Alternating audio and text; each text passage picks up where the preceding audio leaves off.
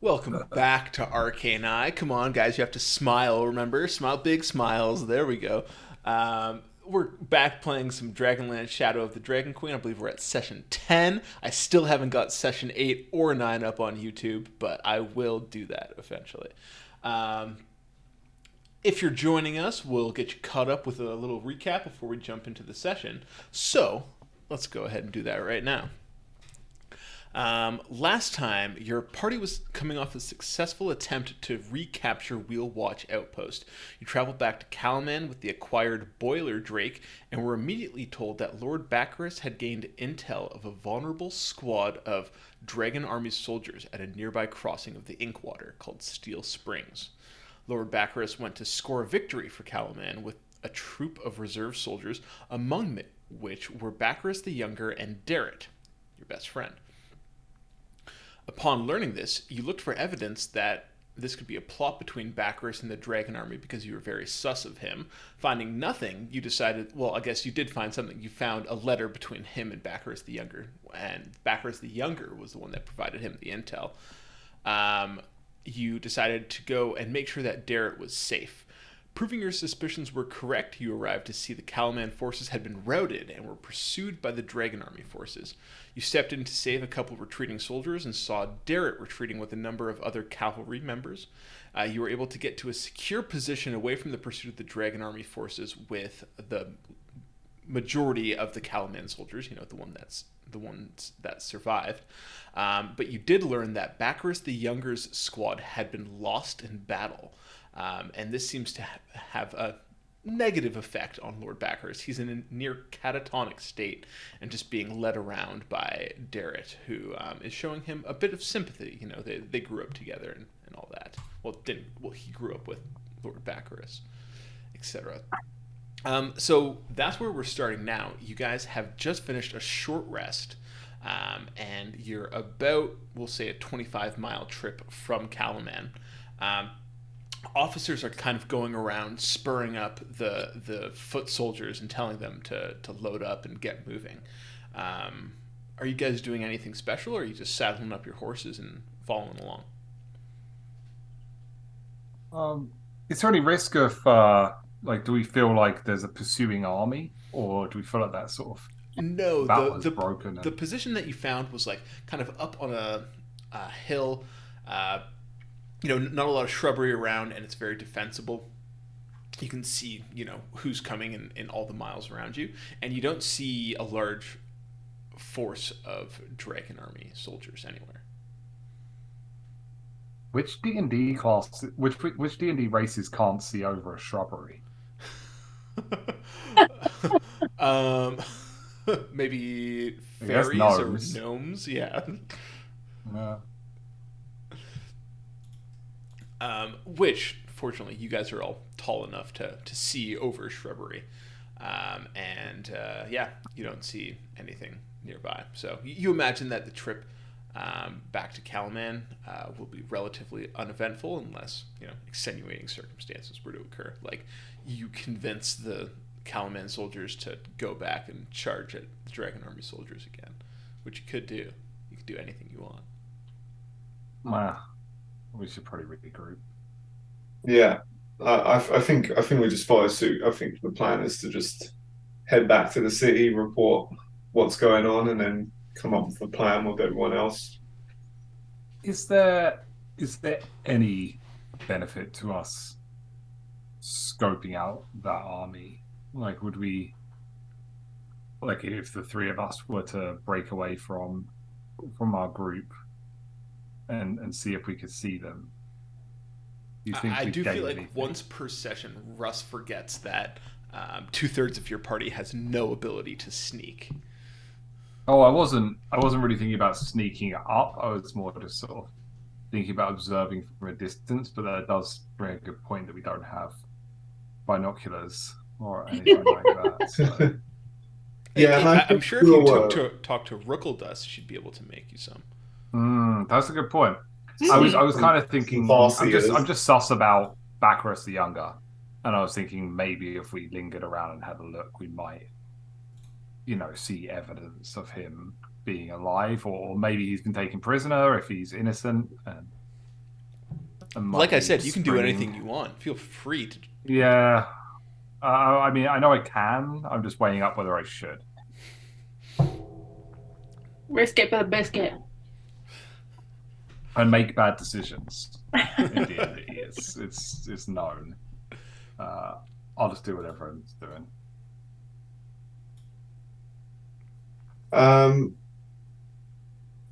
Yeah, I don't know. I guess I wasn't thinking along those lines, so I'm saying that for at least for Zandrium's sake, that he's heading back. But I'm sure he would listen Yeah. to an argument from Lance if you thought there was a good reason to scout it out. No, I think that was the extent of my argument. Like, maybe we should have a look. Like, maybe there's prisoners. Like, maybe there's information we could know before going back to regroup if we need to, like, set up a rescue mission. But I think we're safe to go back. I mean, it's obviously not safe to stay and fight anyone.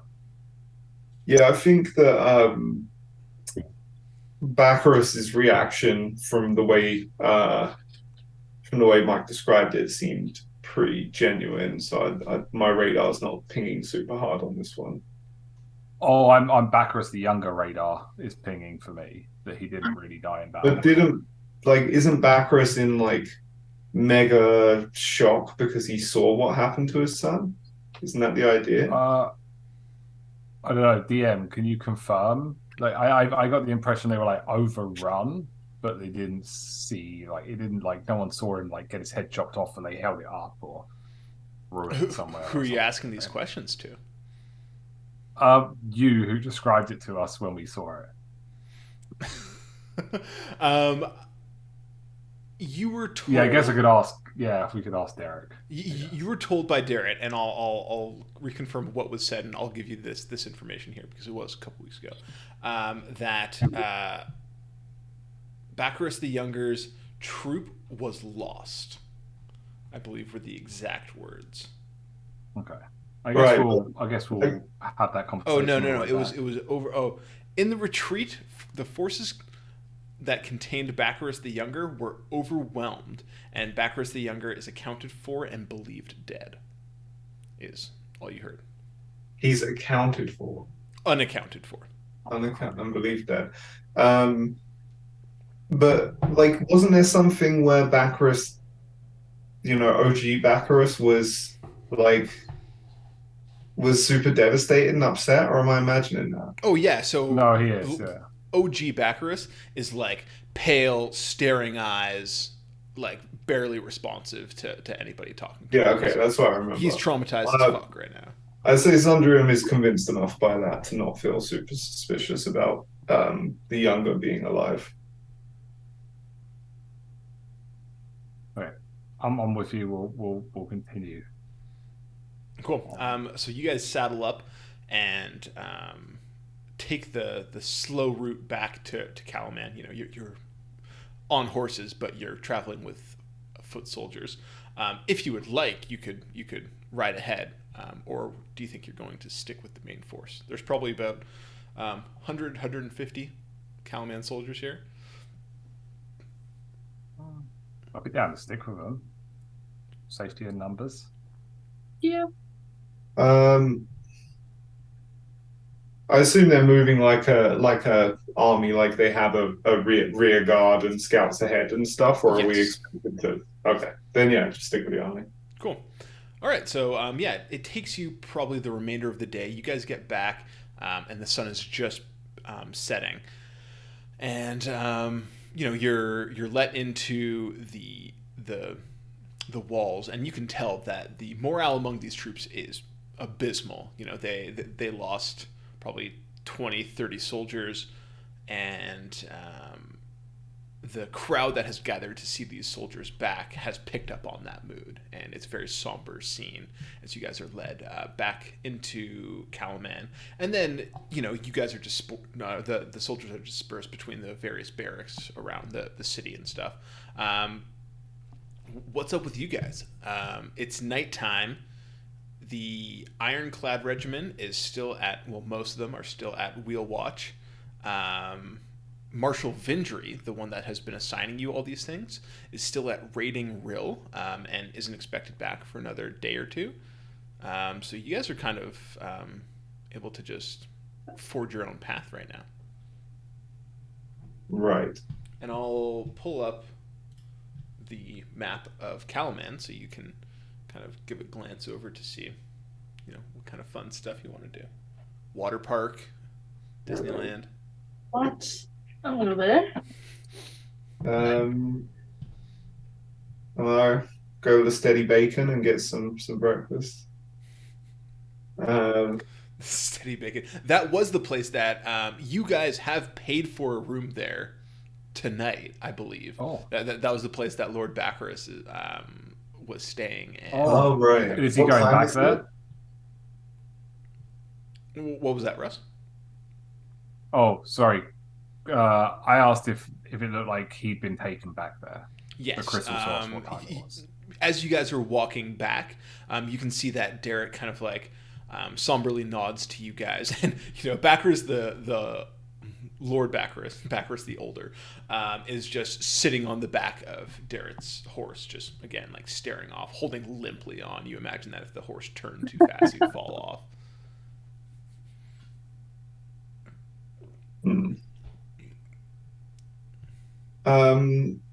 So as we arrive back to the city, what time is it?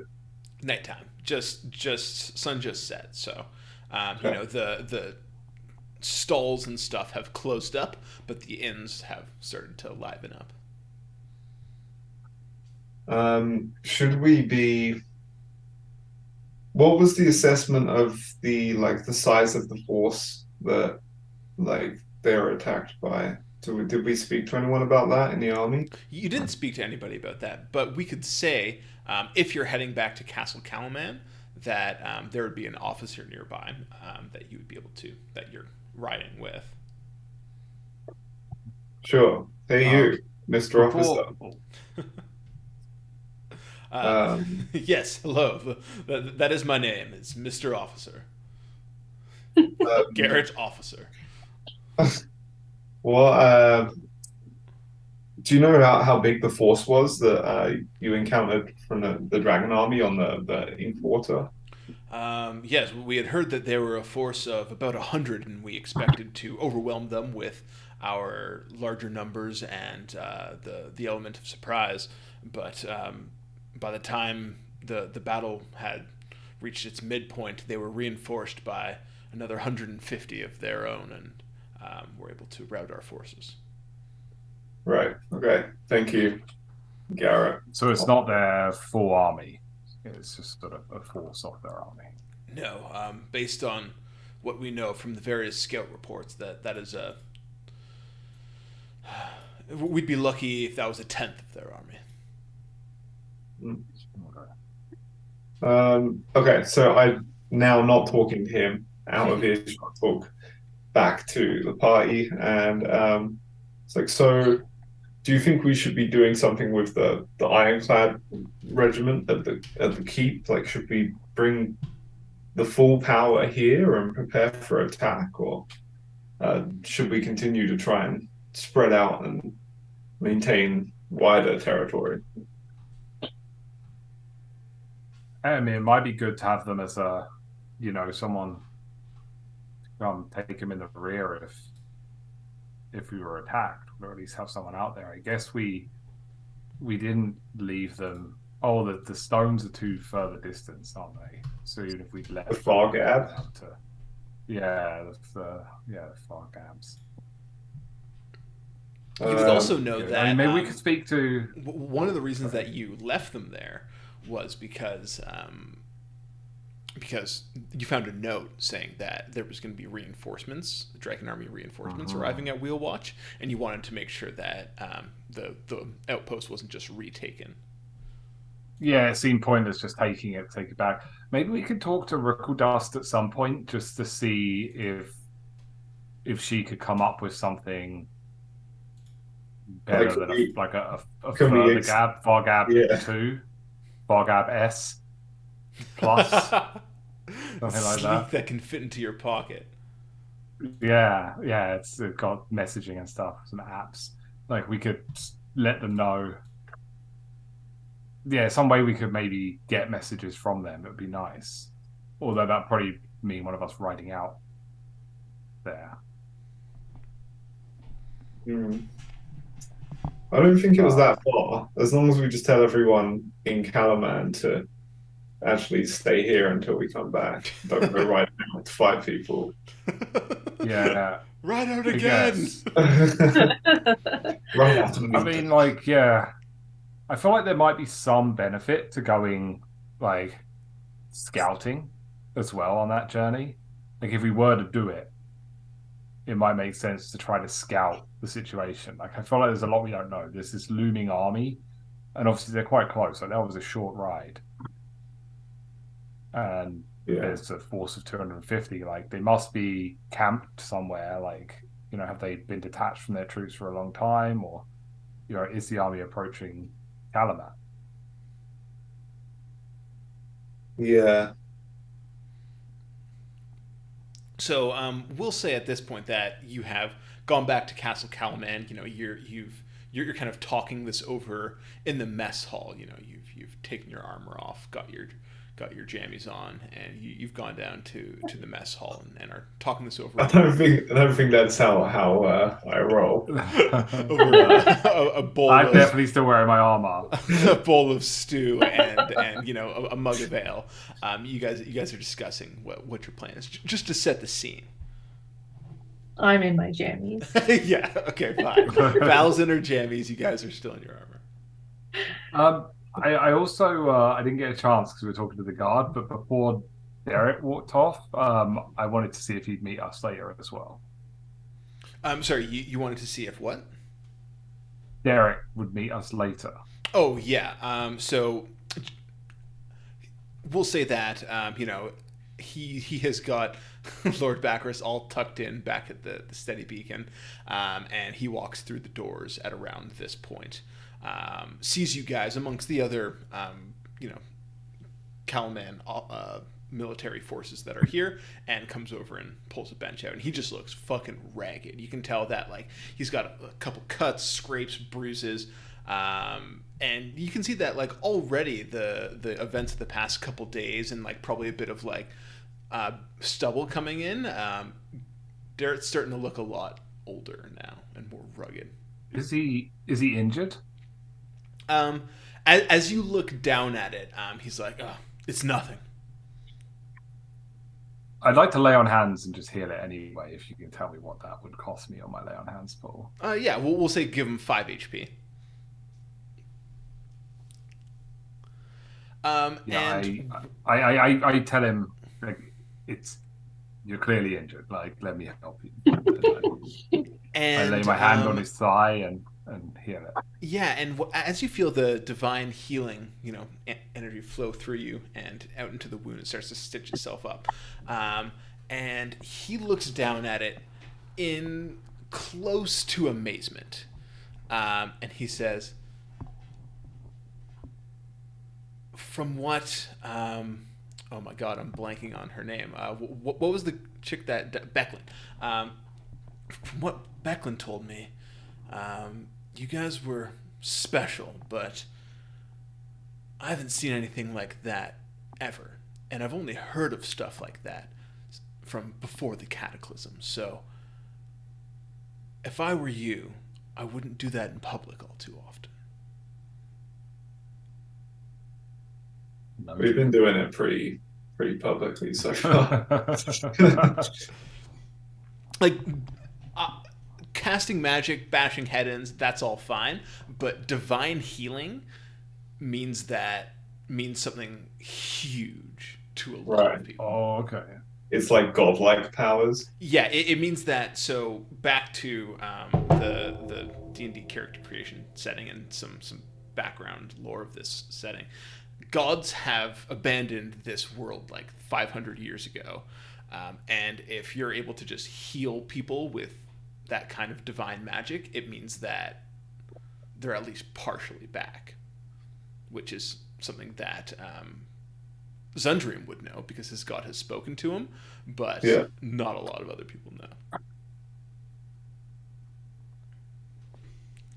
Cool. And you see Derek just starts to chow down on the stew in front of him, but then takes a break, takes a breather, mug of ale. Um, so,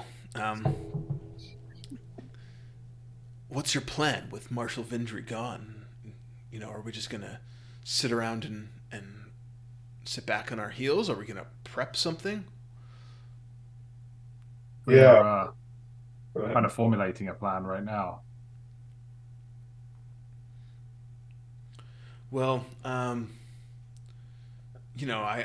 guess one thing we can consider doing is, and this is pretty basic stuff, but do you have all the armor and gear that you need? You guys have been really in it, but have you visited Hammer Strike Forges and you're not wanting for like a bigger weapon in some capacity? I mean, I guess every man wants a bigger weapon, really. I yeah, I'm not sure if maybe there's a better hammer for me to wield. Or you've got me intrigued there, Derek. I'd be happy to go and check it out. All right. Well, I'd happily accompany you into the market and to the forges tomorrow. I think I need just kind of a day away from the hustle and bustle of the guards. That battle, it was something out of hell, man. Yeah. A weapons market is probably exactly what you need. Well, I mean, maybe buying a nice sharp sword will make me feel better. True. Okay. So that's a plan for the morning. Is there anything that we think we should be doing right away, given the fairly kind of impending doom that seems to be nearby? Yeah, I mean, I trust Marshal Vindry, and I think that if she went out with a force to raiding Rill, that she understands that we're not in imminent threat of being overrun by the Dragon Army. I wouldn't expect anything to happen until in the next couple days, but who knows? I've been wrong before. No, well, sounds like you're speaking wisdom enough to me.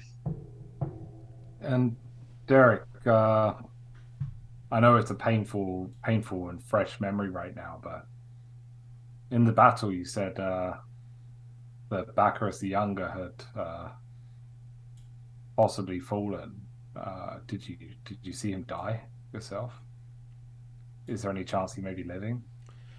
You see, he kind of like runs his hands through his hair and looks down at the table, and he says, "That entire battle happened so fast. 1 second we were winning, the next second we were running for our lives. It wasn't until I got my last glance back at the river that I saw that his squadron hadn't followed the rest of the soldiers. So, no, I didn't see him fall myself, but I don't think there's any way anybody could have survived that." Right. And you see Derek, who's finished his stew, finishes his mug of ale, and it's just like, "I'm gonna head back outside the Warriors' Gate and go see the people from Vogler. Probably talk to Raven about what happened with Lord Bacchus. You guys have been off on your own adventures, so don't feel the need to tag along. But if you want to, I'd enjoyed the company." I'm probably a bit tired. Yeah, no, ready that's for true. bed. You guys both go to leave, but like you go the same way, so now it's a little bit awkward. And yeah, he bids farewell to you guys on the outside of the mess hall. And are you guys just heading back up because you have a place on the third floor? It's just kind of like a derelict kind of ballroom that hasn't really been used in the past couple hundred years, and that's where you're stationed. Is the Steady Bacon nicer? Because you said we actually had a room that we paid for there as well. Steady Beacon would definitely be nicer. Oh yeah, we should go there. Yeah. To be fair, you did only pay for 2 people. Val has not purchased a room there, but I'm sure that if the knights wanted to double up, Val could get her own room. Or whatever. Can you get a cot? Yeah, that's fine. Yeah, you guys can get a cot. Me and Zom have travelled together many places. I think we can share a room. So yeah, you guys head back out of Castle Calman towards the steady beacon, and as you enter, the jovial atmosphere definitely helps brighten you up. You know, the mess hall of Castle Calman was fucking dire. Most of these people almost died today. Whereas the steady beacon, they didn't really understand. You know, to them it was just like a small skirmish. Most of the knights came back. It's not that big of a deal. Marshal Fincher will handle it.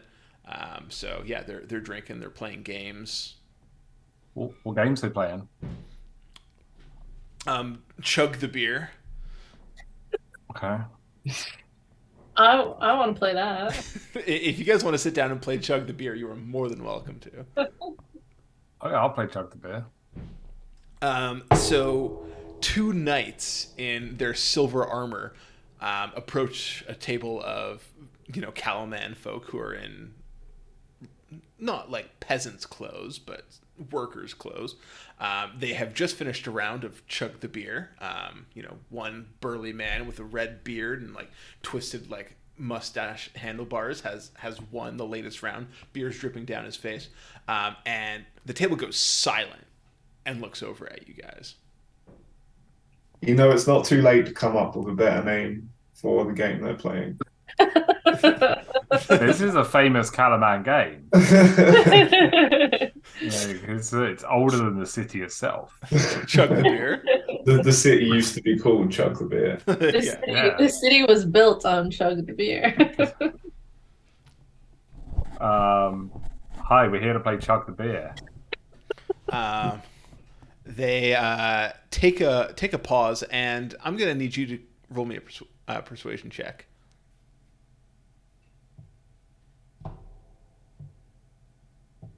How is 20? 20. They take a pause. Everyone just kind of like looks around at each other for a second. They go, "Gah!"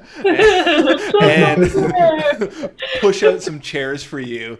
The guy with the red beard motions over at the bar. Barmaid brings over another round of wooden tankards that are filled to the top with dark ale. They're all set around in a circle, and these people just assume you know the rules, grab their cups and start drinking. So I need everybody who would like to play along. Roll me a Constitution saving throw. I'm playing. That's 18. Oh, I crit failed. I got a 9. I didn't. I got a 7. 20. You got a natty 20? Dirty 20. Oh, a dirty 20. Okay, so I'm just going to roll. So, Veronica, did you crit fail or... No, I didn't. It was a 7. I thought it was a 1. Okay, cool.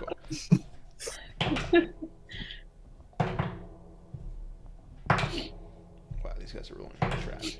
Oh my god. Not a single one rolled above a 10. So they're all kind of like spluttering into their beer, mostly pouring it down themselves, chugging along. You guys go Lance, Zundrium, Val. Clean 1, 2, 3 in that. Did we win Chug the beer? Yeah, you guys won Chug the beer. And like you guys have, barely spilt a drop. Mugs down and like wait probably 3 to 5 seconds before other people are slamming their mugs down, and they're all looking around at you like, oh my god, like I didn't know shinies could drink like that. That is crazy. They're not saying shinies to your face right now because they don't want to provoke anything, but they better not, otherwise we'll be playing Eat the Fist.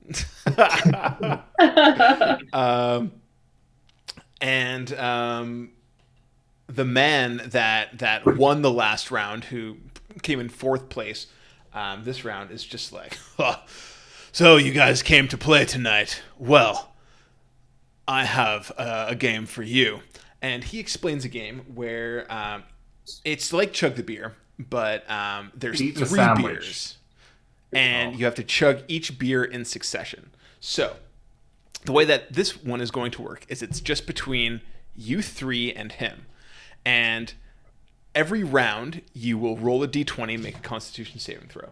If you get above a 10, you drink your first beer. 12, second beer. 15, third beer. 18, fourth beer. So it's kind of like a relay race. You have to roll a certain amount of successes to win this game. So are you in? Yeah. I mean, is there any rules? Is there betting on Chug the Beer? You can see that people have already started betting behind you. So did we get anything? Was there any stakes to the first chug the beer, or was that just like an entry level? Yeah, that was an entry level. Can they play the game? Are they cool enough? I'm gonna put $10, 10 gold on Zundrium. No way, that's a lot of money, isn't it? Yeah. No, that like there's like copper and silver being exchanged, but like I think that if you put gold on people, that bet's getting matched for sure. I'll put 5 gold on Zundrium. Oh. We made a bunch of gold recently, right? We're fairly rich. I think you guys got like I seem 60, to have 66 gold. Yeah, 60 gold piece or 66 each. Yeah, because it was 200 split. Okay. I'm gonna bet 2 gold on Lance.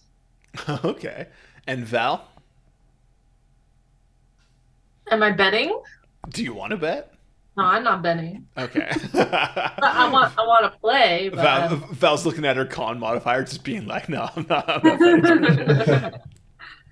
Okay. Well, let us begin. I will say up front that this guy gets a +5 to his con modifiers. Okay. So everybody go ahead plus and fives as well. 3, 2, 1. Roll me your first dice. It has to be beat a over 10. 17. 16. 6. Okay, so the guy with the red beard, Zundrium, and Lance chug their first beer down. Val is still working on it. So Val, roll me a d20 again, and you have to beat a 10 again. Everybody else has to beat a 12. Still a Constitution? Yeah, still Constitution.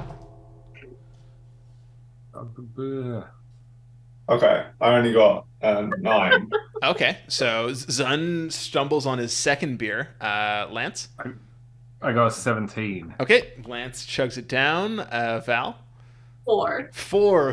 Val is still working on that first beer that she played in the previous round. You know, she's kind of like... This gentleman got a 22. So he's neck and neck with Lance. So Lance, make the third roll. Is the crowd like chanting "Chug the beer"? Chug the beer.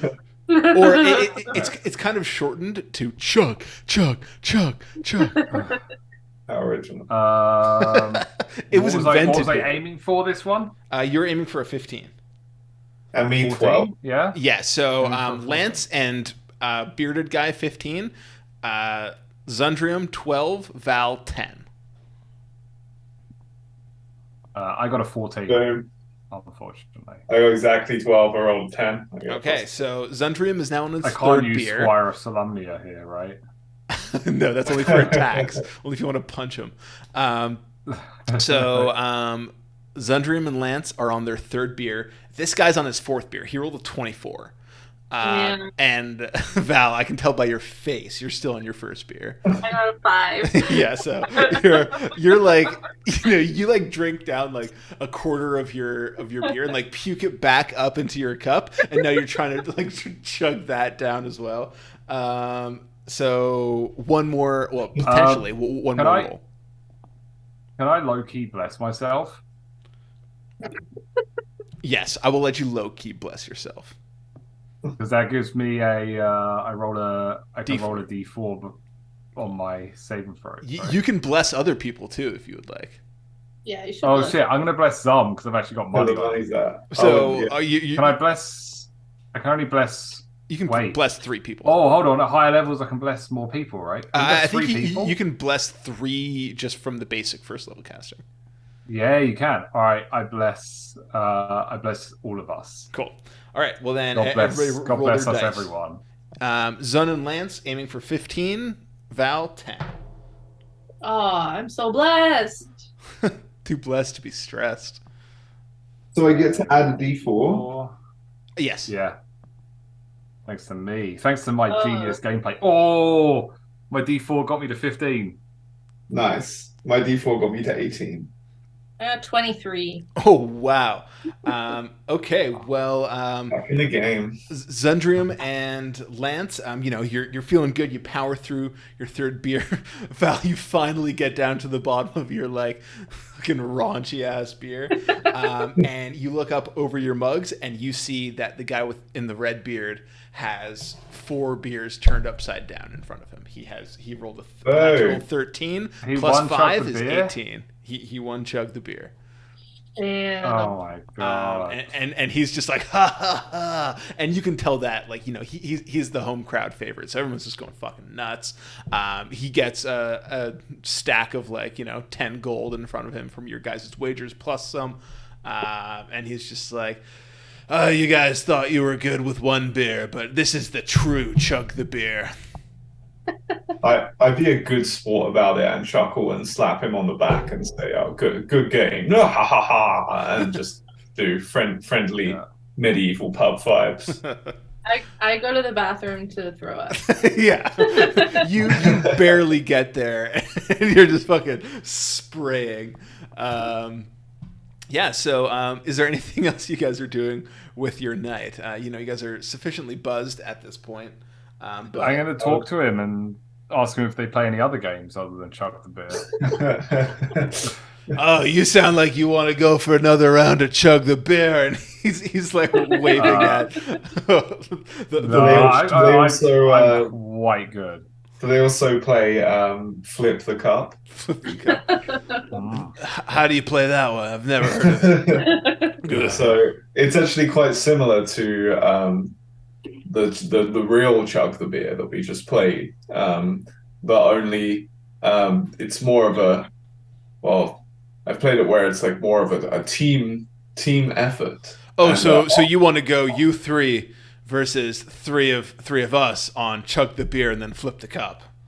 No, yeah. So you chug, the first person chugs the beer and the other two would wait, and then when they're done, they have to turn their cup upside down to show that they're done, but then they have to flip it back around before the next person can drink. So it's not only about your drinking skills, but it also is about your dexterity skills. Well, let's go ahead and play it then. And you see he waves over 2 more people. And if you guys would like to, if Val is able to, you guys can play a round of Flip Cup with these guys. Val's gonna go to bed. Okay, so 2v2 Flip Cup. I mean, 2v2 is probably better served for beer pong than Flip Cup. Is this a real game? Flip Cup? I don't know it. In real life? Yeah. Oh yeah, it's definitely a game. I didn't go to a North American university. Yeah, we're. I feel like you guys are kings of like drinking, but we're kings of like making binge games drinking. Yeah, binge drinking games. I got written up so many times for binge drinking games, but that's just how university goes. That's like very on brand. Yes, yeah. What do you mean you got written up? I got written up for playing too many games. Having too much fun. And in Res, you weren't like, if they caught you playing like a drinking game, they would write you up. Oh, you're talking about in school, right? Yeah. Yes. Yeah. Oh. So you guys will say are able to waste the night away playing as many drinking games as you would like. Winning some, losing some. This man that you've found to be drinking with picks up games very quickly, and he's quite a good drinker. So I'd say that you guys are quite well matched in that regard. I bet on him for like most of the night and make 200 gold. Yeah, and then you can buy any gold item or magic item you wish. Oh yeah, I lost 5 gold. I forgot about that. I lost 2 gold. breaking the bank. What's this guy? I only really know you from your beer chugging skills. What's your name, Cal? My name's Harry. Nice to meet you, Harry. Tell me, do you swing a sword as well as you chug a beer? I swing a sword. I mean, I make the swords as well as I can chug a beer. I'm one of the blacksmiths over at Hammerstrike. Oh, that's interesting. I think we were going to be heading to look at some weapons tomorrow. Well, it seems like you guys are already quite kitted up. I don't know if you need anything more from what I can give you. I don't specialize in that. You can see like shiny is on the tip of his tongue, but then he transitions hard to like the more ornate stuff that you guys are wearing. Okay. Well, I hope you're a better blacksmith than the salesman. I'll bid you good night. And you see, like, he blinks one eye and then the other eye. He's so drunk and tired, and kind of like mumbles a goodbye to you as he like falls asleep at the table. And you guys head back to your rooms at the Steady Beacon. It seems like Val has already claimed Lance's room. So, Lance, what are you going to do? I'm gonna hang out with Zom. So yeah, you guys get a cot into Zum's room and are able to sleep off the night's indulgence. Go ahead and do a long rest now. Yeah. All right. So I assume the night is uneventful when morning comes. Yeah, except for the assassins sneak into your room and try to kill you. No. Yeah, morning comes. A little bit. You wake up certainly later than you're used to as a Knight of Solamnia. It's you can smell fresh bread and the market's in its full swing of the hustle and puzzle that's going on outside the Steady Beacon. So yeah, you guys awaken mid morning. Okay. I like to feel that I awaken to the smell of some steady bacon coming up through. Yes, the steady smell of bacon awakens you. Yeah, I head downstairs, grab some breakfast while I wait for everybody else to I know that Lance needs to spend a good hour taking a shit every morning. So yeah, he is very nervous pooper, so you have to leave for that. So I sit in the steady bacon and I eat the steady bacon until the steady supply of bacon that's coming at you. Yeah, it's all you can eat steady bacon. And I wait for Val and Lance to appear and join me at the table. I imagine that they eventually later do. I appear. Yeah, I'm also gonna have. And also a retcon that we told Derek to meet us here in the morning as well. Oh, of course. So at about your sixth plate of bacon, Derek walks in, as do Lance and Val, and you're all sitting around just eating piles of bacon. Cool. Oh, the bacon. So I guess once everyone's stopped eating, I'd kind of look around and was like, so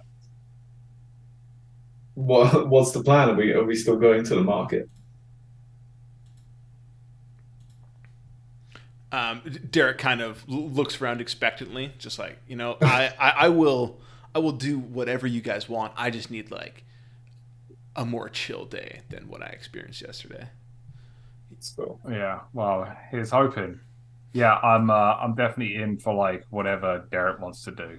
If he wanted to go have a look at the harbor or something, I think we could just entertain his trauma for a day. Let's see. I'm sure that there's a gazetteer here somewhere. So as you guys are steadily making your way through steady supplies of bacon, Darrett is telling you about the different features of Calaman. There's the city that, or the castle that you guys have been to quite a bit. But it's funny because he's talking about this like a tourist would talk about it, and he says, through a mouthful of bacon, "Did you know that there are catacombs that run beneath the castle that have been sealed off because they contain some kind of like magical force that the people in the castle couldn't contain?" No, tell us more. Well, I mean, that's all I've heard. It's all just rumors, and he drinks some coffee to wash down his bacon, and just continues on. And is like, we can go to the city market. They've got some equipment there. If you guys like need rope, if you need to tie up brigands, you can always use rope. There's that all sounds really interesting, but I have a question for you. Would it make you feel better? Would it make you forget your traumas if we took a little look at the catacombs? You want to go? Is that why you brought it up? Did you? I mean, I'm not sure if we'd be allowed down there. Maybe we could ask around and see if people think it's just all rumors. Like maybe it's just really fun down there. Yeah, it's just like a rave for like the city's nobles. And he wipes the bacon grease off his face and is just like, yeah. I mean, apart from these cool harbor beacons that were created before the cataclysm by the city's Istarian founders, and the lights from their flames cut through the densest fog, that does sound like the most exciting part of Calaman. So, Derek, do you think that maybe we should look at that, or should we go into town and look at the markets and then see if that comes up later? Maybe someone's gonna mention it again. So someone's gonna mention it again? Like he doesn't understand your metagamey question.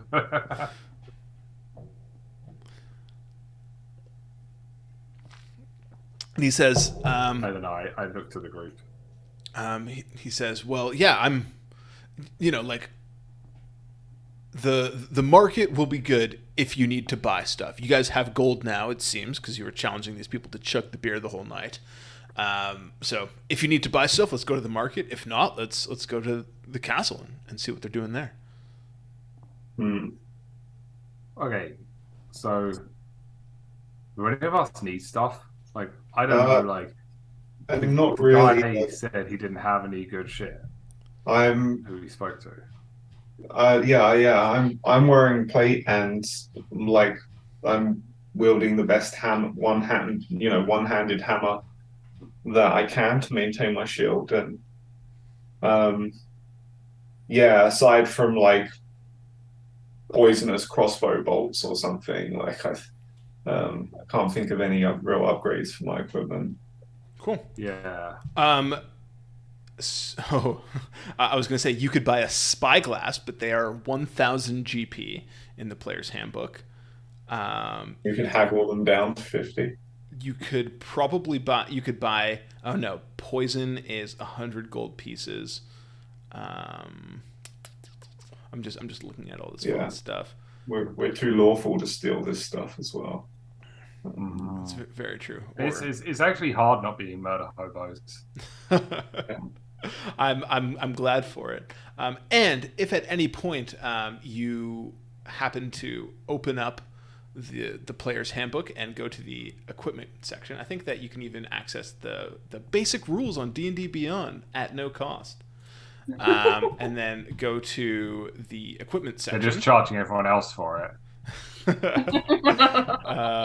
You can go to the equipment section on D&D Beyond, and you can scroll down to adventuring gear, and like anything on that page you can buy at the market. So if you're looking through and you're like, hey, you know what, like maybe some holy water would be good if we encounter undead, then feel free to just make a side conversation. We can say that you can go and get it. I personally always like shopping in games. I feel like when ever I've DM'd for you guys, I've like given you opportunities to be like, hey, like, you know, we could go shopping. And you guys just never seem to care too much about shopping. But I don't want to think it's push more my just level like of shopping. knowing what you can get. Like I just googled the adventuring gear stuff for 5e, and yeah, there's definitely some interesting stuff in here. But it's also like I still nothing really sticks out to me as like, yeah, this suits purpose right now. So I'll just try and keep in I mind. think we don't have. I really like shopping in D&D, but right now, like I don't know. Obviously, we know there's an army coming, but we have swords and armor. Like I feel like I might want to go shopping if there was like. If it was like, oh, you're gonna have to sneak in this place, like maybe I'd try and get some like invisibility potion or some boots of quiet walking or Cool. whatever. But like right now, like I'm just a soldier who's got a sword. Right. So you guys are down to head to the castle and just see what's going on. See if there are catacombs and if you can get down there. I guess so. It seems like it's more of kind of a Derek's day off kind of. It seemed yeah. like Lance was interested in it. Other points of interest out in the city would be. We had talked about going to see the Tinker Gnome to talk about Ruckle like Dust. a far distance, far goddess or whatever. Yeah. And then there's also Wyhan's Apothecary, and that's where Val had the run-in with the Black Robe Mage, who like introduced her to the whole Tower of the Tower of High Sorcery kind of stuff. You guys also like, you know, she seems to probably be like the most magical and interesting person in this city, so you know, she's also somebody that you can always go talk to and probably hear some fun stuff from. And then you would have heard of Marula's Oddities, and it's just like a shop piled with trinkets, and the owner is a kender that you've also heard of that could probably be good for story swapping and news from their travels and such. That sounds entertaining. Yeah, we could go see another Kender. So do you want to first go to see Ruckle Dust? Yeah, let's go see Runkle Dust. Rumpeldirtskin. Make your way down to Hetch Warehouse, where Ruckledust has set up shop. You know, she didn't have enough room to spread out in Castle Calaman, so they've set her up with a tinkering laboratory down at the warehouse near the port there. And it's just a short jaunt from the Steady Beacon. So you guys head over there, and you know, you are immediately drawn to this. There's a bunch of rows of these long warehouse type buildings, but only one that you hear like excessive clanking coming from. Oh, must be the place. And you go and open up the big swinging double wooden doors, and you see Ruckledust along with a familiar face that I am blanking on the name of, so I'm going to have to bring it up in... Oh, that's familiar. You've seen them at least once or twice. Than, the resident tinker gnome from Vogler, has been brought in to do a little bit of work with Ruckledust, and you can see right now that they are disassembling the boiler drake that you have brought back from Wheelwatch Outpost, and you can tell that they're mounting it on what looks like a spinning plate of sorts. And you know, the clang continues as you open the doors. They don't look up from their work, just clanging away. Like in a loud, booming voice, announce ourselves with a "Hello, my friends." You know, eventually they both, you know, take these dark welder goggles off and look up at you and say, "Oh, it's you. Great." And she walks over to you, reaches into your bag and grabs out the Fargab. and then walks back to her table and starts, messing around with stuff, grabbing a wrench, grabbing a screwdriver, and just going to work on it. So, did you invent a mind-reading device while we were away? You realized that we wanted you to extend the range of the far gap.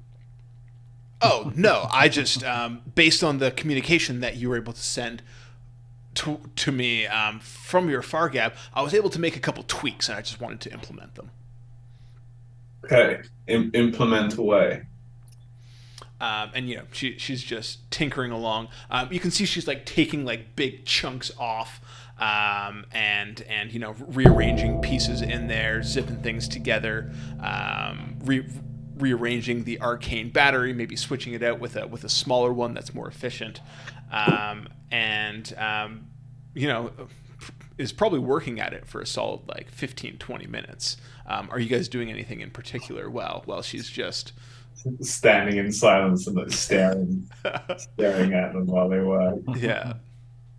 I think I'm gonna like take a closer inspection of the spinning plate with the boiler dragon thing mounted on it. Cool. You can see that Than is now working solo on this thing, and you can see that they've stripped down the boiler drake enough so that it's very bare bones. They've taken all the ornamental stuff off, and they seem to have placed this kind of like seat at the back of it that has levers and such. And you can see he gets up into he's down below it, and he's like wrenching up at stuff, and he says, can you sit in the seat for me really quickly? To me? Or... Yeah. Well, just because I know that you can have a regard for people's safety at times, what's going to happen? Oh, it shouldn't be dangerous. In what way? Well, it's just going to spin you around. Okay, sounds like fun. Sure. How does this thing spin? Is it some sort of mechanical device underneath? Make me a perception check. I was asking the gnome rather than the DM. Yeah, but we'll say that you're kind of like asking this as you're peeking underneath. While I'm peeking around, I score a 4 on my perception sheet. So I'm expecting him to tell me. Yeah. You see, after a bit of clanking and stuff, he looks up at you, and I was going to say, he just says, "What?" But no, he'll actually explain. I'm like, that's not very fun. He says, well, we've formed a kind of hydraulic mechanism that when you pull these levers, it should be able to spin this weapon on its axis now. So we're going to mount it to the top of the wall, and it'll be able to spin and adjust and aim at creatures that are running towards the wall. Interesting. Are you going to test the lever or not? Sure. So you climb up into the seat. It rocks a little bit on its springy axis, and you have a lever to your right, a lever to your left, and then this kind of like big button in front of you. And he says, "Okay, pull the lever." Anyone in particular? Oh, the one to your right. Okay, so I've probably. Make me a raw D20 check. All right. I am still here. My video seems to have frozen for a moment, but I'm not pondering my decision. Yeah. Sorry, He's a ventriloquist. What was my role? Roll me a raw D20 check. Raw dog in a D20 with a 10. Okay, so it doesn't explode. Oh. So you pull the lever, and the chair shifts to your right. Wrong lever. Okay. Pull the lever, Gronk. Okay, so now do I pull another lever? No, he's like, okay, that's perfect. Whatever you do, don't pull another lever. What about if I press this button? Oh my God, don't do that. Do I just get out the chair then? Please. And at this point, everybody has their focus over at the boiler drake. That's now almost like an anti-siege weapon. And you hear footsteps from Rickledust as she comes over with 3 smaller devices. These are about the size of a book rather than like a full-out backpack. And she says, well, here we go. These are going to be less powerful Fargabs, but I've been able to extend the range and also make them intake and output audio a lot more effectively. So all 3 of you can have one. Nice. Oh, Cool. thank you very much. So yeah, the way that it works, similar to the other Fargab, is, let me just see.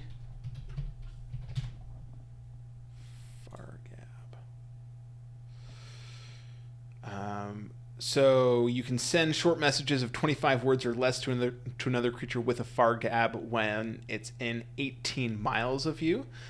We'll say that with these handheld ones, it's reduced to 10 miles, but seeing as you all have spell slots, you're able to do this. If you want to extend the range, all you have to do is spend a spell slot, and you can boost the range temporarily. How much by? It depends on an Arcana check. So and the spell slot that you want to do. Like I think that you're able to boost it 7 miles with like a middle of the range Arcana check and For like first level. and a first level spell slot. Yeah. Okay, and how far is keep? Is what keep? Oh, Wheel Watch Outpost, about 25 miles. Outpost. Okay. I mumbled intentionally because I couldn't remember what the name was. It turns out I was calling it a keep instead of an outpost anyway. Okay. Thank you, Gnome Tinkerer. You're welcome. Please come back to me and report any issues. I'm happy to do another iteration. Oh, do you I say to what's the name of the one from Voglor? Oh, Tham. Fan. They say, Fan, you don't have any more of those grenades kicking around, do you? No, unfortunately not. The taking down the tower took the last of my gunpowder, so I wasn't able to fabricate. That was pretty fun taking down the tower, wasn't it? I bet you enjoyed that. It's always good when an invention works, but unfortunately, my hometown was overrun, and I did lose a bunch of my experiments and stuff. But I'm glad we were able to get the boy his armor. Mm-hmm. I think the reason he gave us like the grenades was because like I fetched one of his experiments from within the keep before it was blown up. You gave you went and fetched this like clanking bag, which you later found out to be Darrett's armor. Oh yeah, right. Okay, cool. So it wasn't really a favor for the gnome too much then. Okay, cool. That's all I have to say about that. Cool. Anything else that you guys want to check out around the city? I like the sound of Medusa's oddities. I think it's Marlana's oddities. I'd like to check in with Derek just to make sure he's having a nice time. He, as you guys leave, he kind of like is smiling to himself, and he's like, "Those gnomes are nuts. They will, as soon as completely turn the odds of this war on their head and allow us to win, or get us all killed, equal measure. It's a 50-50 chance." Yeah, I like those odds. Derek, if you'd I didn't really think about it, but if you'd wanted to have a go on the thing whilst it span round, like I could go back in there and ask them. I'm pretty sure that if we mess around with that thing too much, it will explode. Yeah, that's probably true. I do think that the Marlana's oddity is going to be a lot safer of a place, but Well, and if you enjoyed how crazy the gnomes were, you'll probably enjoy going to visit the Kender that runs Medusa's Oddities. And as you guys are walking throughout the sunlit streets, the light is shining and it's reflecting off Calaman Bay. Boats are coming in and out. The port is very busy. It's a very cheerful day. And you see Derek turns to you guys and he's like, so I'm not sure if you've met a Kender yet on your travels, but I would say be careful. Her shop is likely full of things that she stole from people that have come into her shop, or from any of these other buildings around, or from anywhere else in the world. The main thing to keep in mind is that Kenders don't really have a concept of stealing. They're extremely curious and they don't really have any fear, and their culture doesn't really frown on theft. So if you have anything that's particularly valuable to you, I would make sure to keep a firm grasp on it. Okay. Yeah, you might have just given me an idea. Kenders are not afraid, and they want to steal stuff. Yes. What if we took the Kender into the catacombs? You'd be curious enough to come along. Yeah, I mean, yeah, exactly. We could totally bring the Kender. If you want a Kender in this party, it'll certainly go do whatever you tell it, as long as you tell him it'll be fun. But he'll also likely get us killed at some point. We don't want him in the party to take everywhere, but I think for a specialist mission, it's something we can probably survive. All right. Well, let's go check out what she has, and if she wants to, she can tag along to the catacombs. Okay. And you guys see this cramped shop that's kind of tucked in between a couple other buildings, and you can see that piles of junk are stacked up in the window. There's a pile of junk sitting outside by the door, and there's a couple people coming in and out of the store, and you can hear a high-pitched voice from inside chatting with other customers.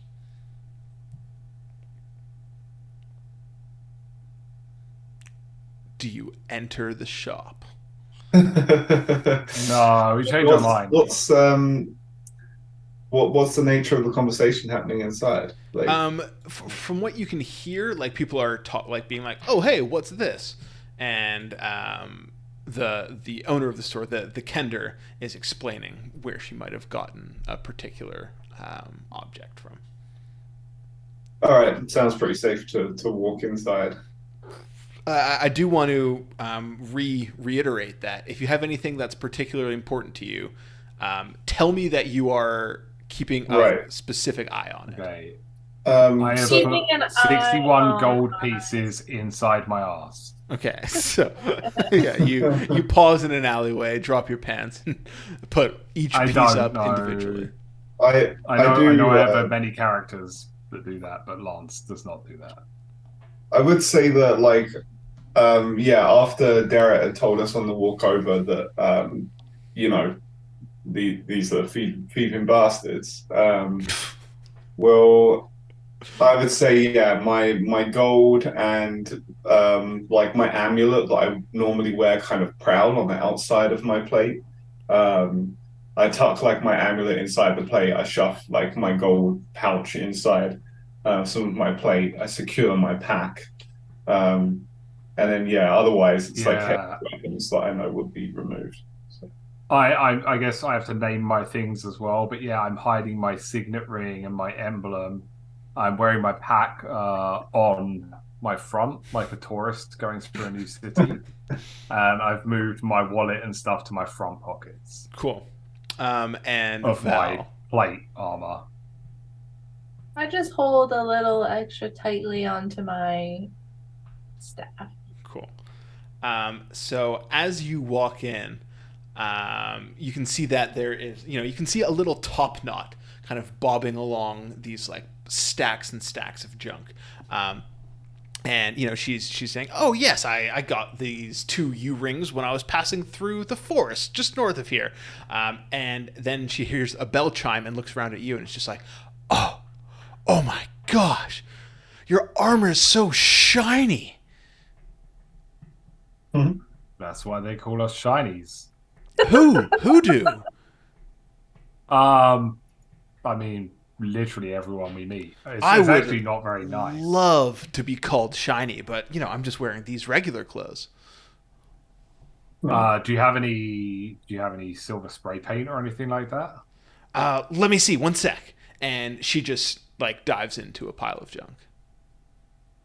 Cool. What are you guys doing while you're here? Are you looking around? Yeah, I'm definitely really curious about like what's in the store. So as I kind of browse the inventory, what sticks out to me? Roll me What's a special? D100. Everybody can roll me a D100 if you'd like. Roll a D100. Oh, always take that opportunity. I got 605. You find a tiny wooden lute with cat hairs for strings. Val, what did you roll? A 3. A 3. It's a good thing we're not fighting anything today. Yeah. You find a silver hand mirror with a nymph-shaped handle. Ooh, pretty. And or Lance, I got a 46. 46. You find a piece of orange parchment folded to look like a knight astride a unicorn. Oh, cool.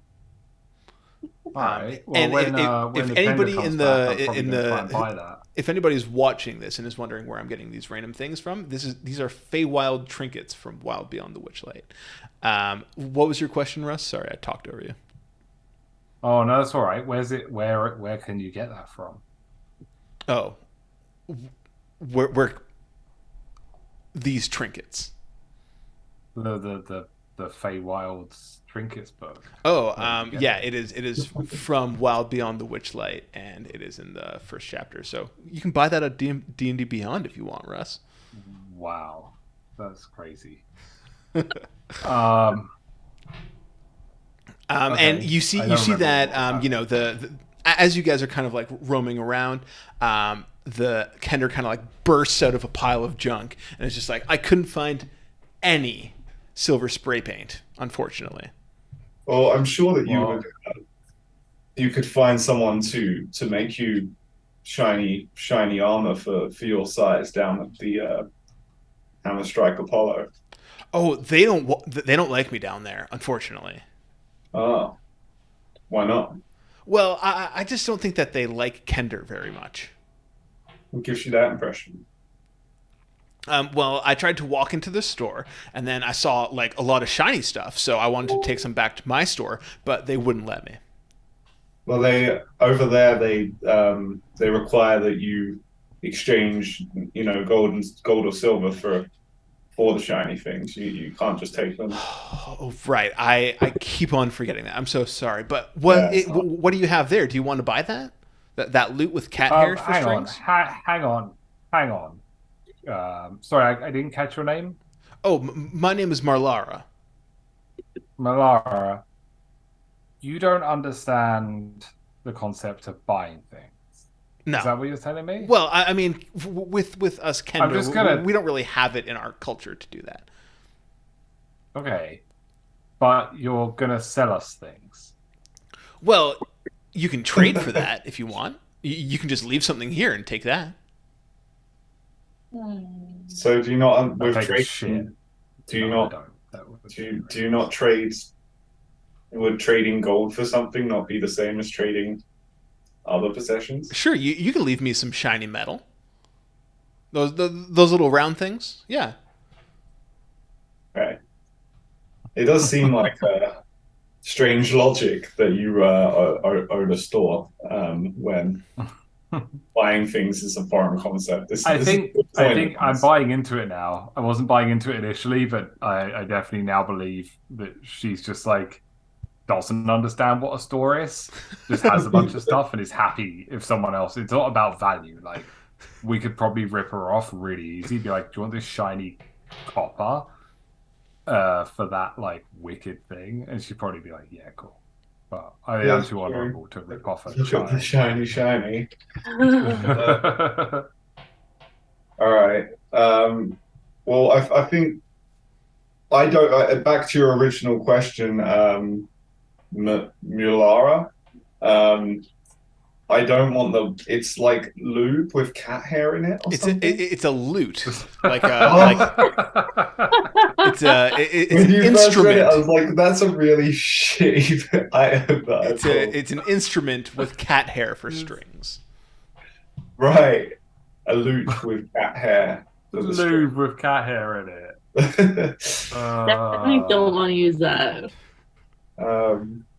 Yeah, I thought I just got a really shit item for taking my D100 joke too far. That's in that and that was from an official D&D book. Lube with cat A lube of cat hair.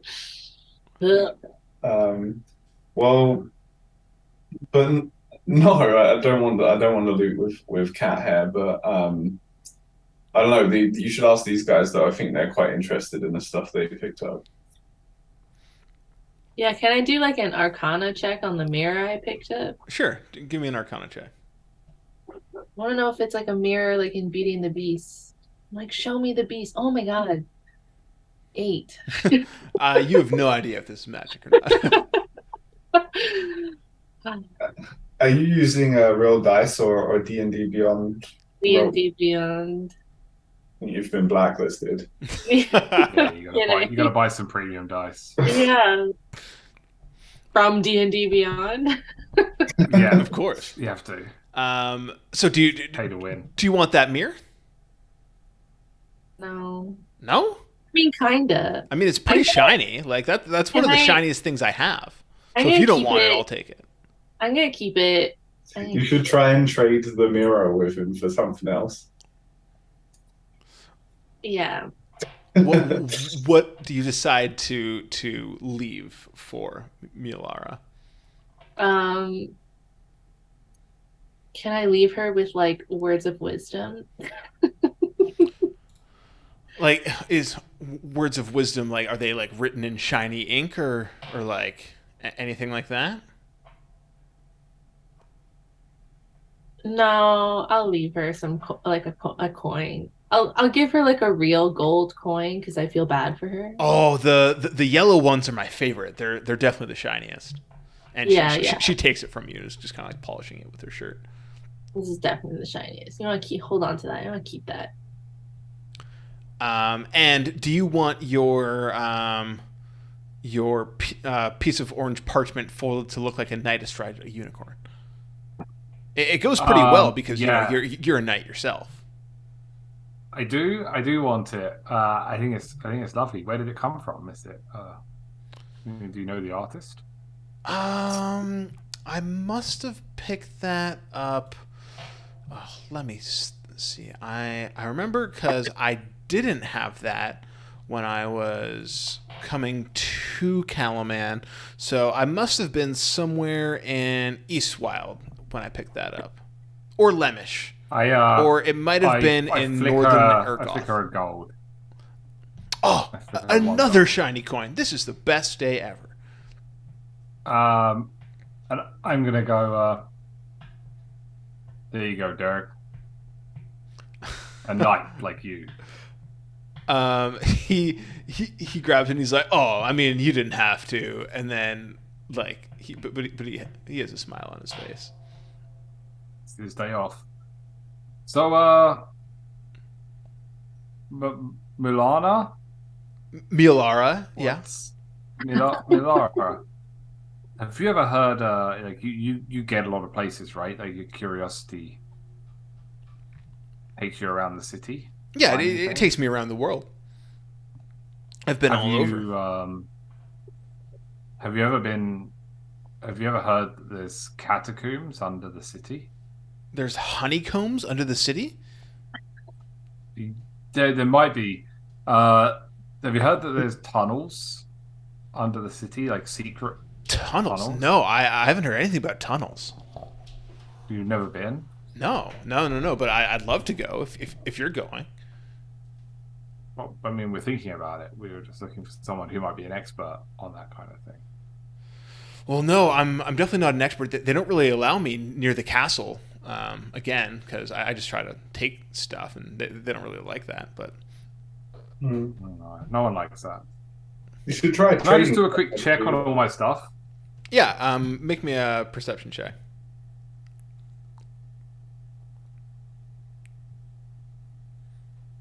Three, 6. Yeah, you've everything. All right. Nor do I.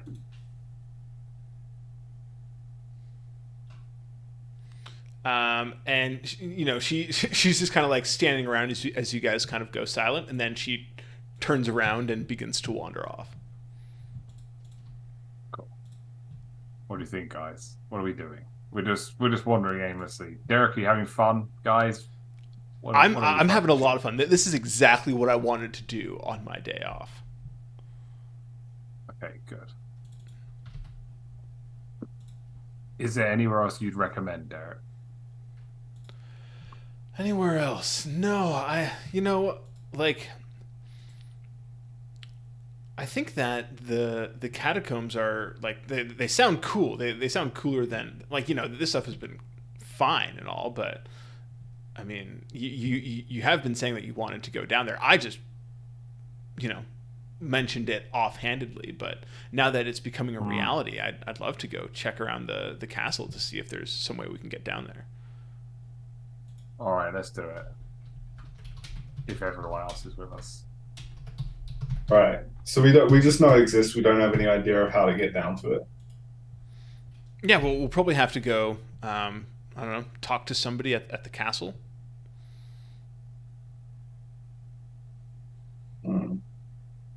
Okay, so how do we want to approach this? Are we just going to try and straight up ask someone, "Hey, how do we get into the tunnels?" Or are we going to come up with like a reason?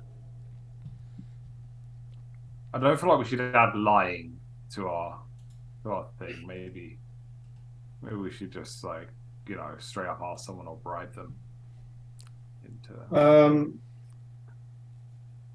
Okay, who have we made friends with here that's in the know? So Marshal Vindry is the person that you're closest with. In terms of other guards around the Citadel, you've met a bunch of them and probably shared a couple words here and there. So you would imagine that any guard that you've seen before would at least hear your question out. Whether that they know about it or not is up to chance. What about if we were to? I know he's probably at work. I'm thinking someone who's not a guard, but might either knows the city, likes to stay the blacksmith that we met at the Steady Bacon. Mm-hmm. We could go to the Hammer Strike Forges and see him at work and just be like, "Hey, we've got a day off. We're on a bit of an adventure, and we heard a rumor about this place, and figured that you've been here a while. Wondered if you knew how to get down there." Is that what you would like to do? It's the plan I'm proposing to the party. I think it sounds like a great plan. I think it's ideal. All right, so you make your way back around the city borders. Keeping to the port side, looking out at the water, looking out at the bustling, passing through the bustling city market, and then you eventually arrive at the Hammerstrike Forges, where you find your pal Harry. And he's shirtless, jacked out, covered in soot, just wailing away on a glowing red hot sword. Wipes off his brow, looks up at you, sees you, and then dips the sword into a bucket of water with a hiss. And he's just like, "Oh, well, you guys are looking bright-eyed and bushy-tailed. What can I do for you?"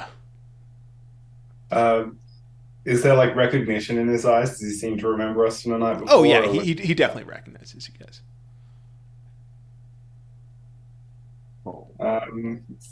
So yeah, I guess just hey, we enjoyed playing Chug the Beer with you last night. It is a classic, best game out there. So I'll get right to it because I can see that you're busy.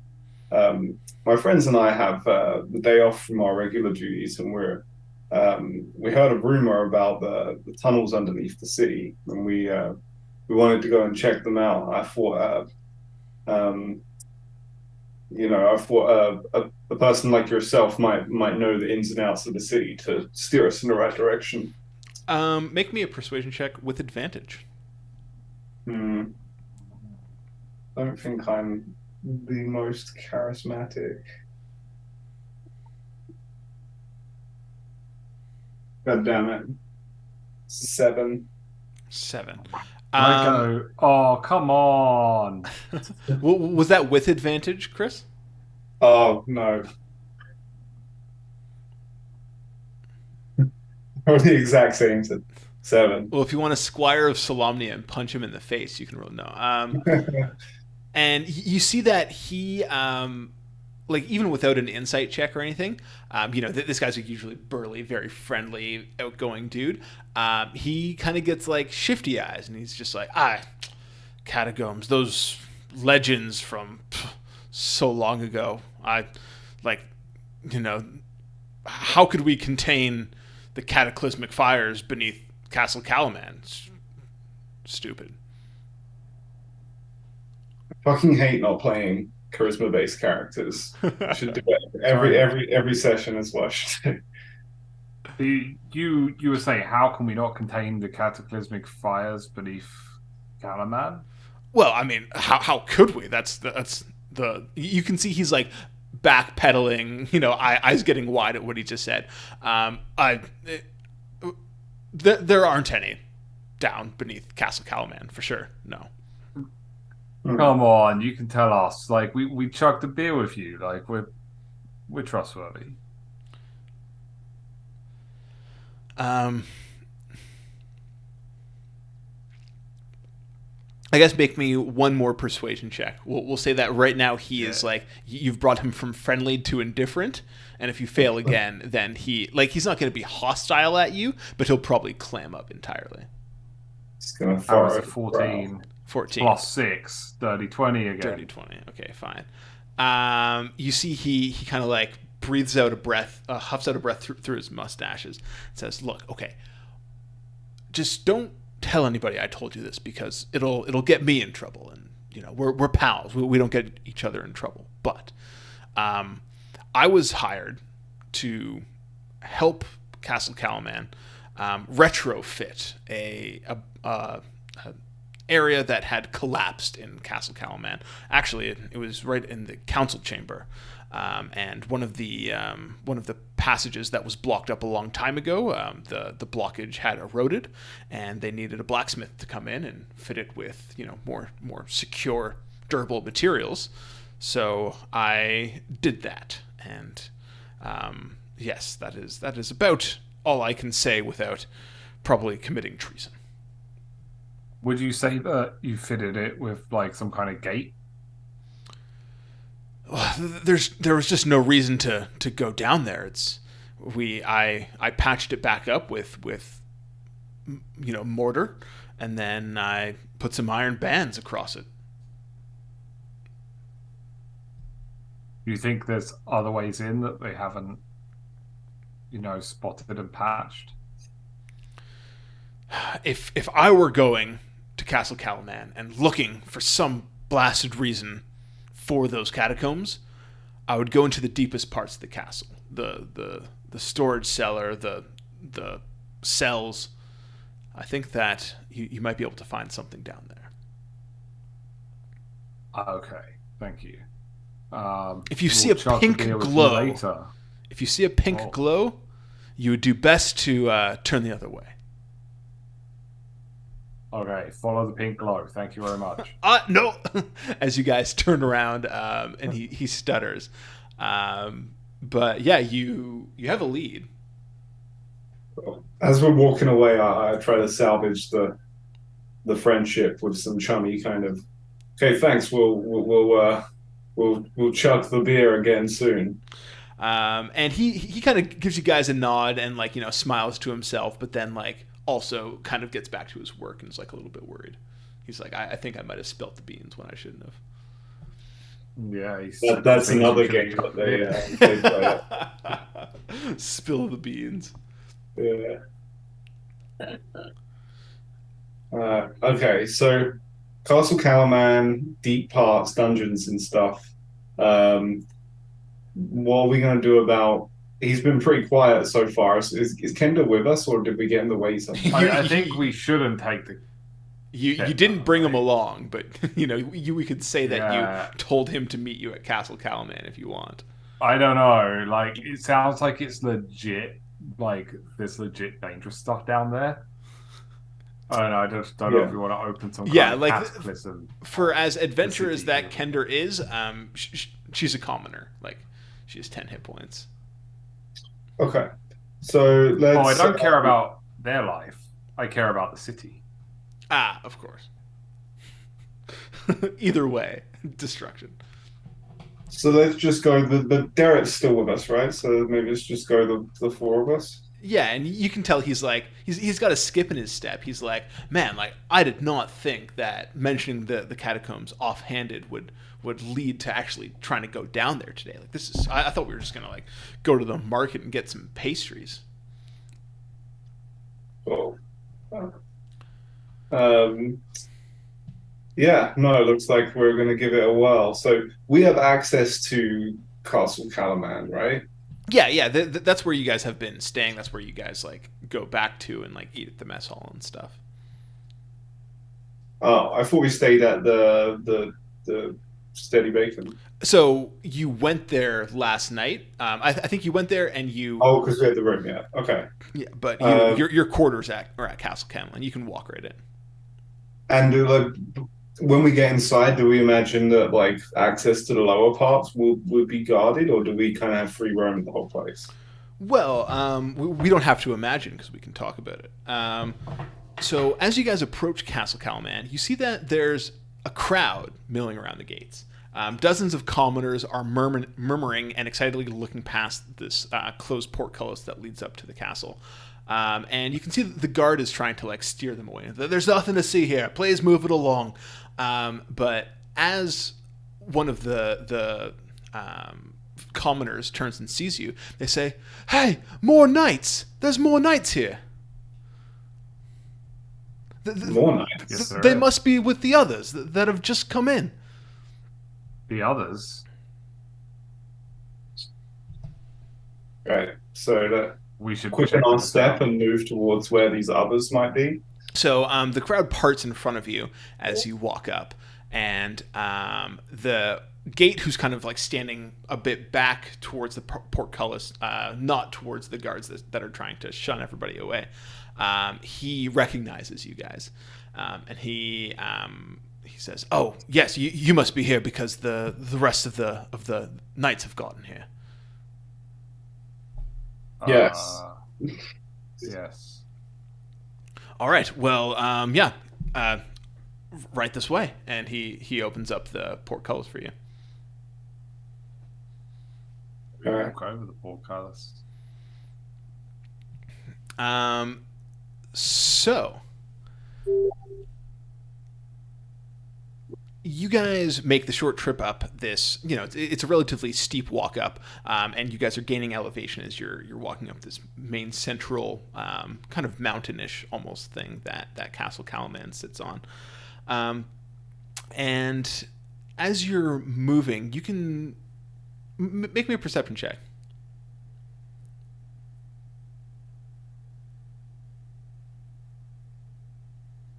13. 22. And Val, who's muted. 16. Oh my god. The So, dice gods have forgiven me.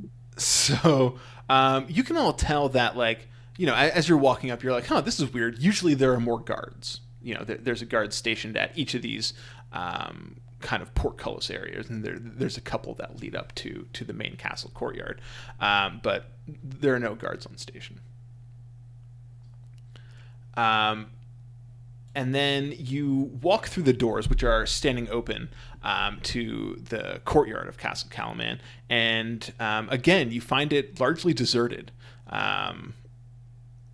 But near the covered cloisters leading to the city's council conference rooms, two heavily armored knights of Solamnia, you recognize their armor immediately, sit up on horseback, and one of them is holding a banner bearing a prominent rose emblem. Do we recognize the emblem? Yeah, so there are 3 orders of knights.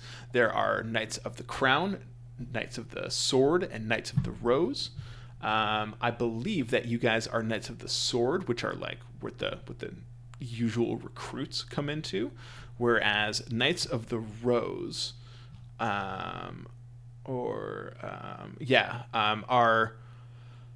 kind of like the highest ranking Knights of Solamnia. Yeah, right. Because we figure that. Oh no! So you guys are Knights of the Crown, and then Knights of the Sword are above you, and then Knights of the Rose are above that. Oh. Yeah, I think we said that. I thought I was a knight of the sword. You are definitely like on the that's the path that you want to go down, because that's the path that like follows the virtues of Kiri Jolith.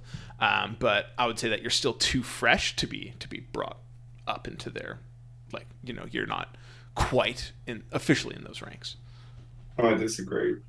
You certainly can. Maybe you can talk to some of these Knights of the Rose, and they'll promote you. These guys like the smell of their own farts a little bit too much, I think. So yeah, what do you do? We do. So we recognize the Rose. We don't recognize any of the knights themselves. They're fully adorned in plate mail and have like full helmets on at this point.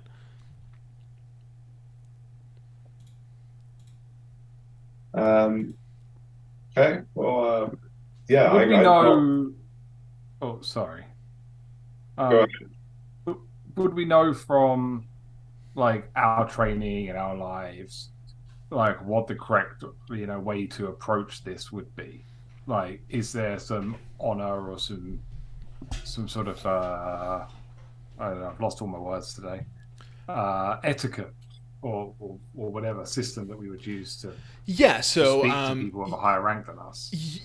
Obviously, you'd be addressing knights of higher rank than you, and according to the measure, there are probably certain things that you must do.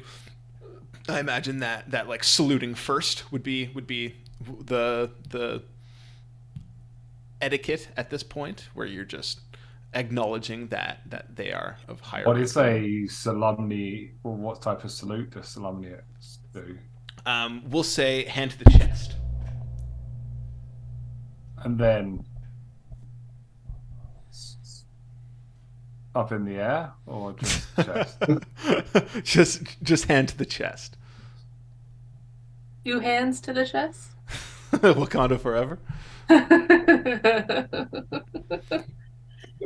It's extra funny because I know that noise for us because they stole that from his football team. I didn't even know they did it. Is that what they do? Yeah. I haven't watched any Marvel movies. So. You're missing out. So are the knights approaching? Like are Lance and Zundrium? Oh, we yeah. So I guess we walk through and just kind of and then however the like typical greeting would be, hail and well met, or whatever it would be for or will we say reporting, sir, or what? I have no idea. Russ, make me a charisma check. Just a straight up and down charisma check. It's charisma. I get to have my modifier though, right? Yep. Yeah. It's like a +6. No, +3. Okay.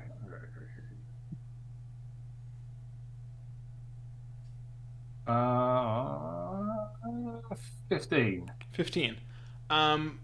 Something pings on your divine sense. Ooh. You actually wait. I don't know if it's your divine sense. What are your features and traits? I have divine sense. Yeah, I do wonder if that's divine sense. So you get this like, you've detected this a little bit before when you encountered like creatures that may be under the control of dark magic or of channeled dark magic, and it's this like almost like unctuous odor. It's like this oily presence in the air, and it is oozing off of these two knights. Shit. Val's still with us, right? Yep.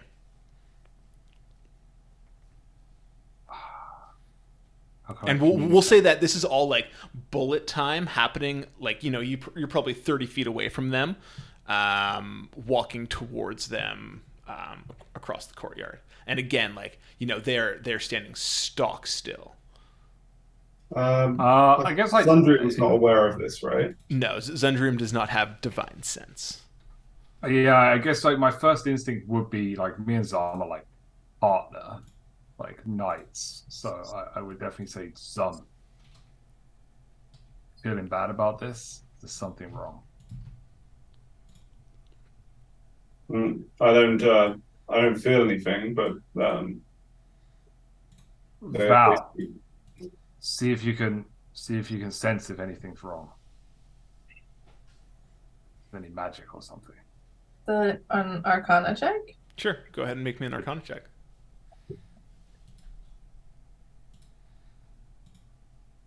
16. You focus your senses and you see small, almost imperceptible wisps of necrotic energy rising off of these guys' plate armor. does she hear slurping noises?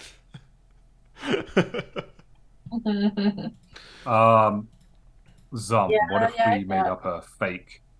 What if we made up a fake Solemnia, like handshake, and see if they do it?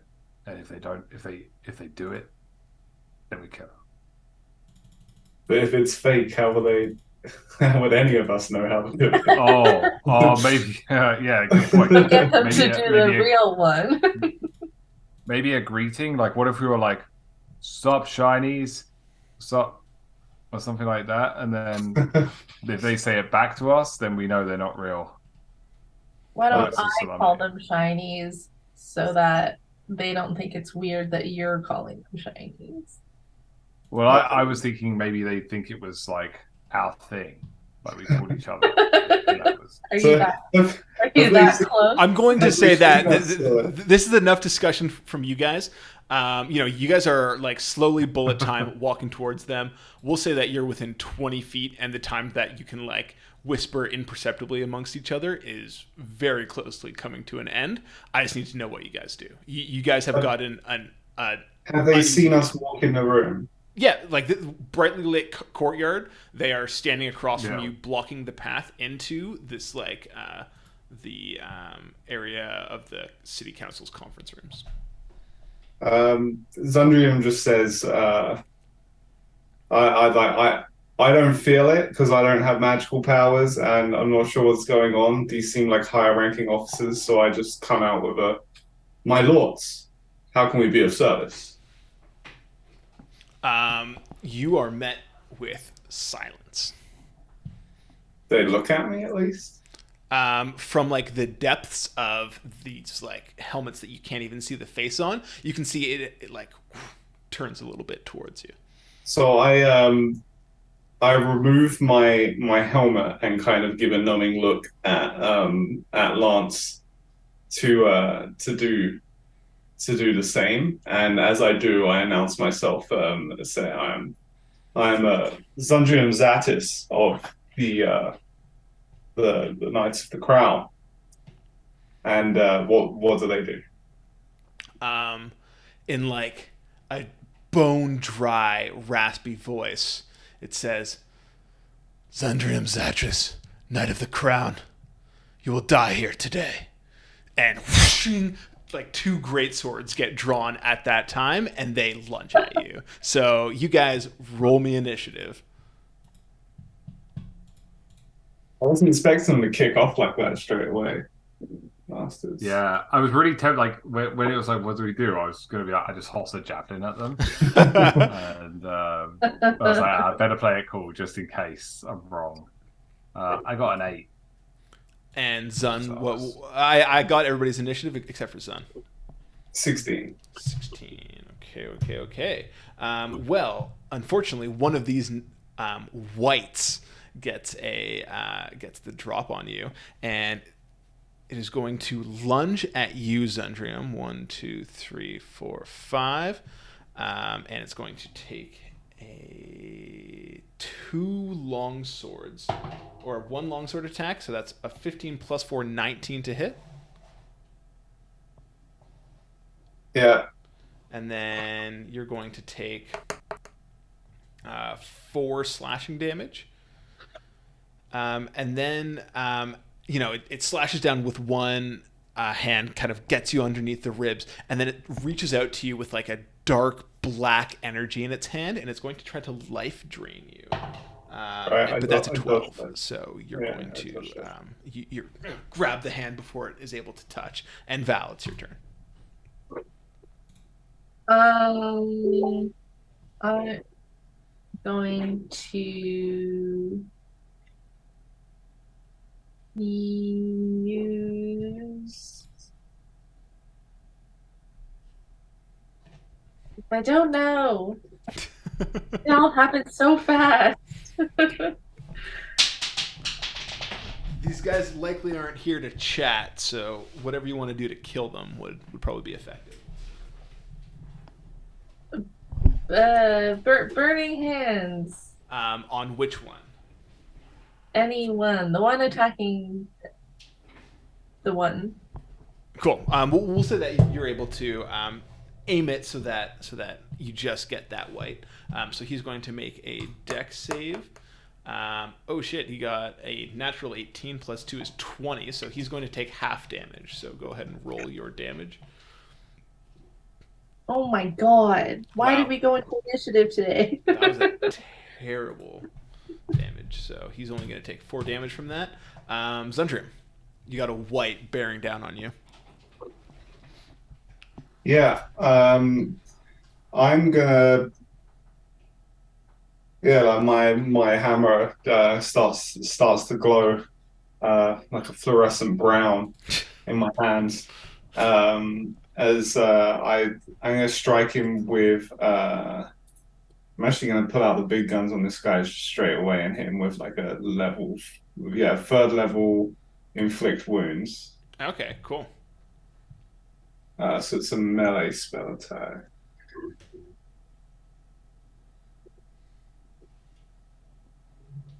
It's a 19 to hit. That's going to hit. He's going to take 5d10 necrotic.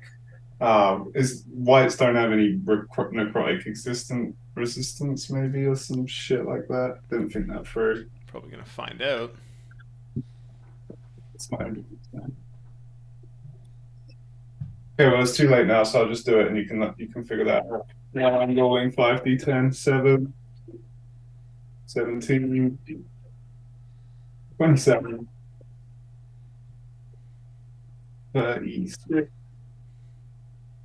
That was 7 really good rolls. So that's 44 total necrotic damage, though. So is that halved or anything? Yeah, or unfortunately, it's 22 necrotic damage. You can see as you kind of like, it's channeling this dark black energy trying to touch you. You grab back at it with your brown energy. And even though you were able to like get a hold of this thing's like dead skin underneath its armor, it doesn't flinch as much as you would have expected it to with the energy you just channeled through that. Zundrium, is there anything else on your turn? Yeah, I'm just seeing now the whites are they're pretty melee resistant as well, so that's pretty annoying. I will use my bonus action. I'm gonna Shield of Faith on myself. Cool. Then Lance, it's your turn. I'm going to use my bonus action to shield of faith on myself. Okay. So that's done. And then I guess I would just charge at them and make my 2 attacks. Do it up. My longsword. First one is a 24 to hit. Hits. Second one's a 13. Miss. I'm going to do a Squire of Solemnia. Okay. Do that. I said that before I'd heard. Oh, God. Okay, that's less. Alright, I got one of them.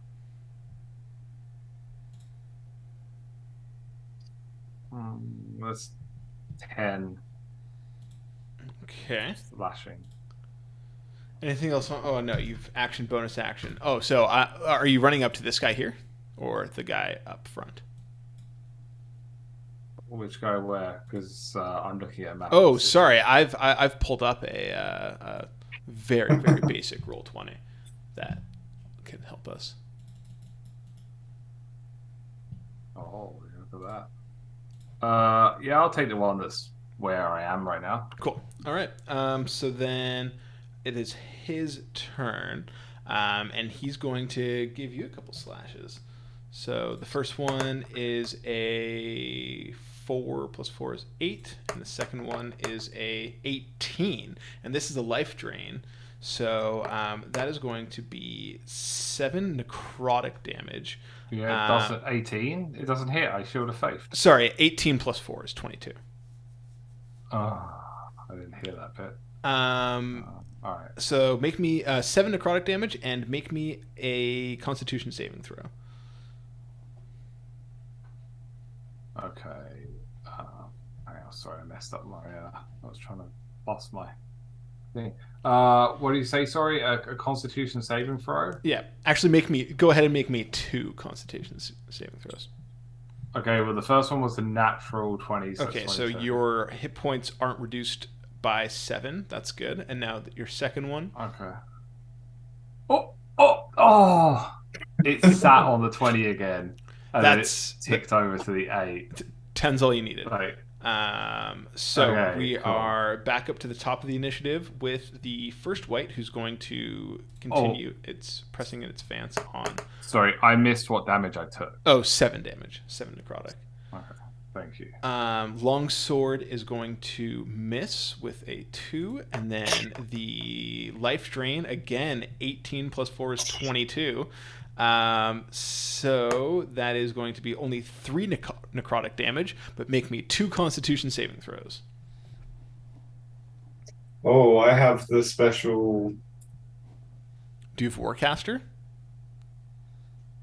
Pretty sure I took that. Yeah, Warcaster. Okay, so then make your second advantage. con save with advantage. But not the first one. No, the first one's not for your spell save.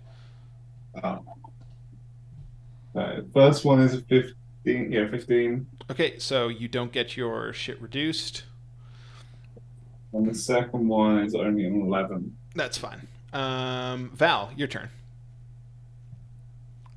Are these knights undead? They certainly are. Okay.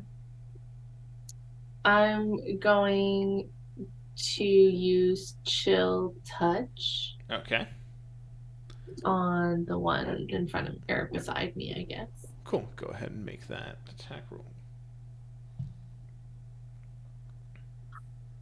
25. 25 is def gonna hit. 7 damage. Unfortunately, that is 3 damage because they are resistant to necrotic damage. But they have disadvantage on attack rolls against me. Against you? Yeah. Cool. All right, Zundrim.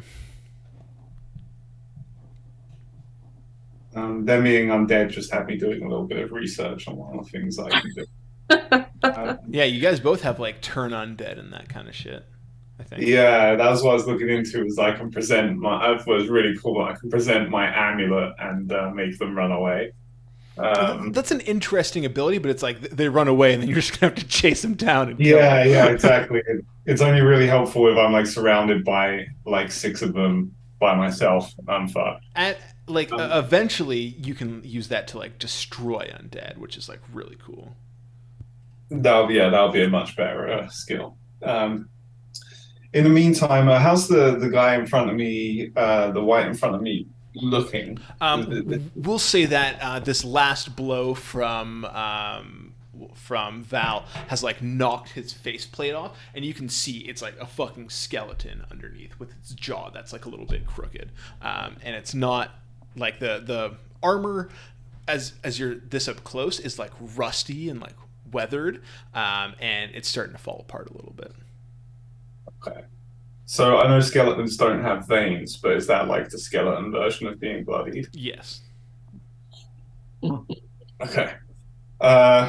So I'm gonna do the one thing that I think whites are not resistant to, and actually if he's in melee range, does the rule apply for guiding bolt where like It's disadvantage, yeah. disadvantaged? Is it worth me doing that or having half damage on anything else I can do to them? Do you not have? I mean, you could take an opportunity attack, step 5 feet back, and then blast them. Oh, like a disengage. Well, you wouldn't disengage because disengaging costs your action. So if you just Right. step back, take the hit, or take the attack roll, then you could blast them.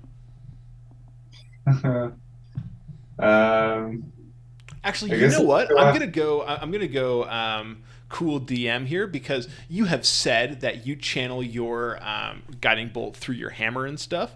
I'm gonna Yeah. say you can choose to make guiding bolt a melee attack because it's just cooler if your character can do that. Yeah. Okay, I agree. I'm gonna. But I'm gonna say like it's not an attack roll, so you can't like Squire of Solamnia it. But like it's a melee spell attack. It's still like a ranged spell attack, or is it a melee spell? It would be a melee spell attack, yeah. And you Very can cool. choose. Let's say to keep it fair, for like balance, because guiding bolt also has like 120-foot range that we can half that range for it. Sure, if you're ever trying to snipe someone from 120 feet, we'll bring it up. You never know. All right. So that's a 21. That's gonna hit. And I was doing that at second level, which is 5d6.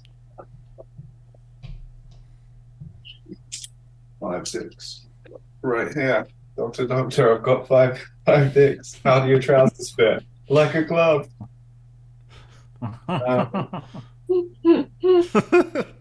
So that is 20 radiant damage. Can I give you disadvantage on your attack after that? No, I can't. We'll say that this white is like bearing down you, sword drawn. You guys are kind of like locked in this battle as it's trying to lean towards you and touch you with its necrotic hand. Val blows off its faceplate with a chill touch, and it looks over at you, and it's just like, "You're next, mage." And then you kind of push him back, so he stumbles back a bit. Bring down your glowing brown hammer and just crush his head in. Cool. Kick your head in. Kick your head in. All right. That guy is dead. Lance, it's your go. Okay. And I'm guessing my guy doesn't look very hurt, does he? No, he's neither hurt physically nor emotionally. I was debating whether, because my attacks are obviously a bit pointless, whether to try to grapple him or not. Well, I I'm gonna mean, try to you have more than your attack rolls as a paladin. That's true. Fighting undead is literally your specialty. Yeah, I guess I'm playing it really badly because I never played paladins or even melee characters. So what, like, should I be smiting this fucker? If you smite him, you get extra damage. So it's usually pretty effective to do that. Or I can channel divinity. Camping as a bonus action. You turn the tide as a bonus action. Each creature regains hit points. I don't know what I can do. I'm gonna have to actually read my character sheet properly one day. I love D&D Beyond. I'm the first person to say I love D&D Beyond, but there is something to say about the ease of character creation and how it's laid out. You don't actually read through like what your character is able to do, and I find that that's something that happens occasionally these days with this kind of software. Well, it's nice because you can just click on them. I think when I made this character, I was having a really busy week, and just made it like right before the session. But yeah, I'm just gonna go ahead and attack him because I don't want to fuck around too much. So I'm gonna do that twice and then just see where that goes. So that was 14. I think I'm gonna squire. Cool. So I'm gonna squire there. Oh fuck! As soon as I'm in combat, I can't roll. So 14 was the best of those. Cool. So the first one's going to miss. Roll your second attack. Okay, 19. That is finally going to hit.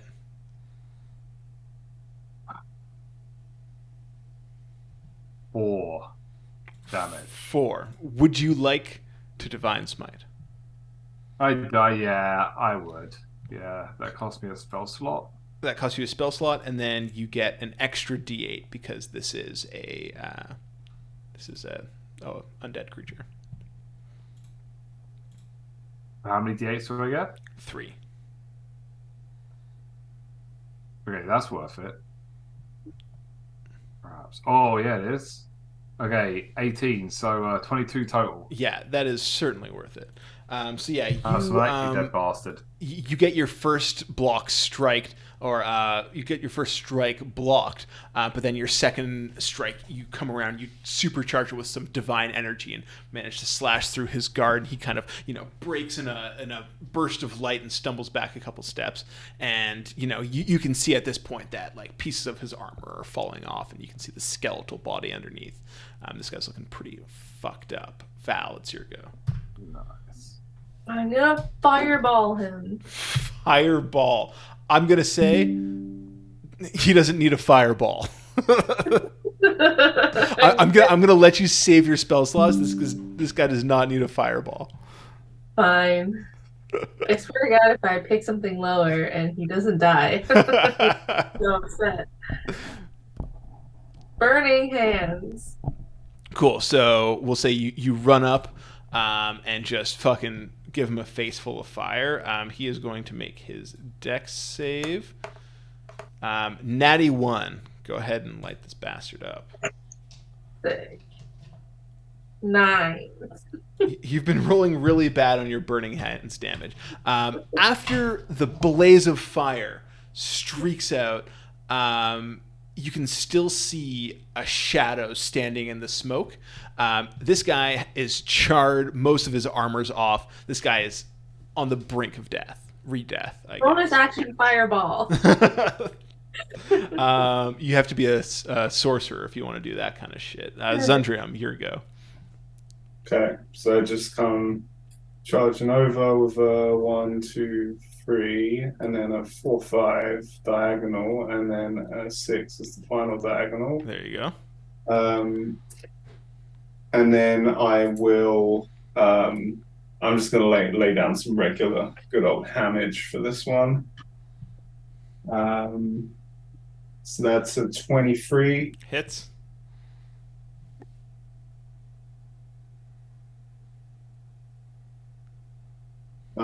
So he takes 6 hamage. Cool. That is all you need. So you kind of blast it with fire. It stumbles down to a knee, looks up at you, kind of like pulls its helmet off. And you just see this like skeletal face looking up at you.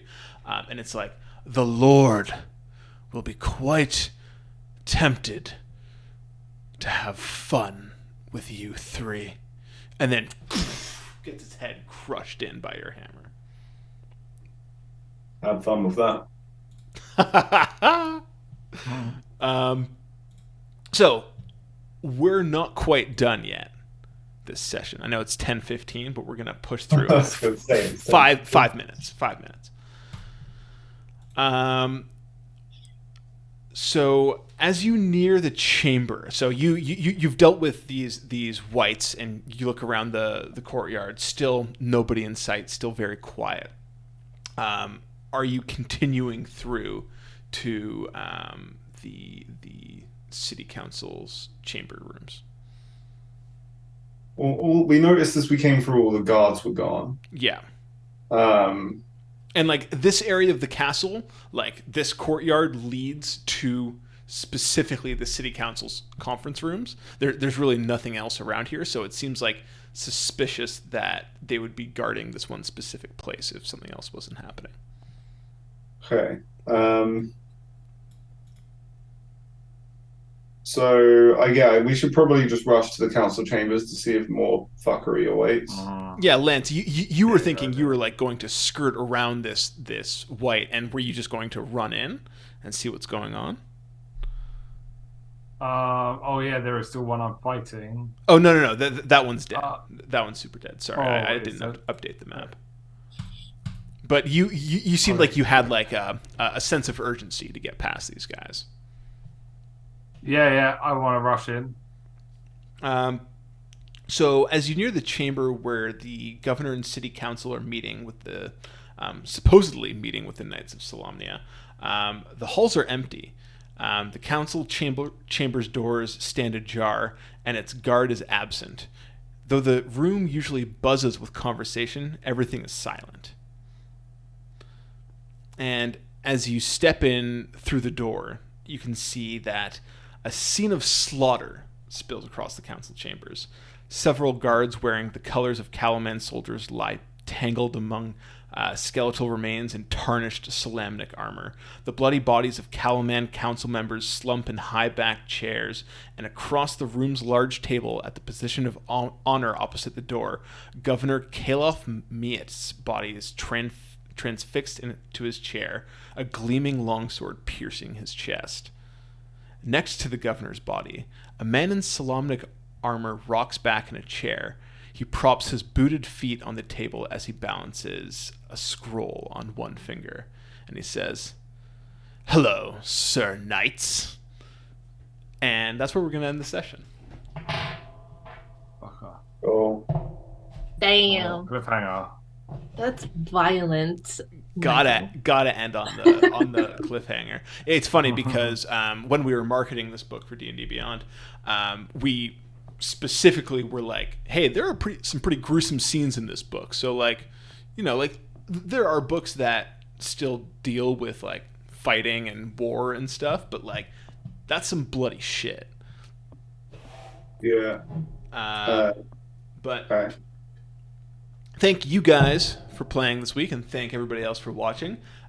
If you liked this session, you can like and subscribe to see more content, or if this is your first session with us, you can check out our backlog and go take a look at some of the past adventures we've gone on. But apart from that, This is all under the assumption that this video gets uploaded to YouTube. at some point it will. At some point it will. Thanks very much, and we'll see you next week. Okay. Bye.